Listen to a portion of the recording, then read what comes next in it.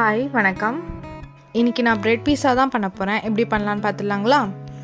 இதுக்கு நான் 2 ப்ரெட் எடுத்திருக்கேன். இப்போது இந்த ப்ரெட்டு மேலே பீஸா சாஸை ஸ்ப்ரெட் பண்ணிக்கலாம். இதுக்கு மேலேயே பீஸா சீஸ் ஆட் பண்ணிக்கிறேன். இதுக்கு வெஜ்ஜிஸாக நான் கார்ன் மட்டும் தான் சேர்த்துருக்கேன். நீங்கள் ஆனியன் கேப்சிகம் கூட சேர்த்துக்கலாம்.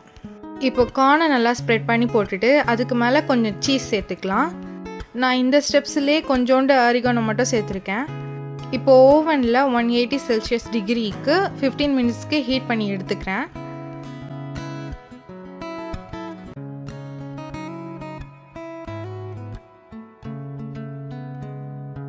இப்போ ஒரு 15 மினிட்ஸ் கழித்து எடுத்து பார்த்தீங்கன்னா நல்லா கோல்டன் ப்ரௌன் கலரில் ரெடி ஆகிருக்கும்.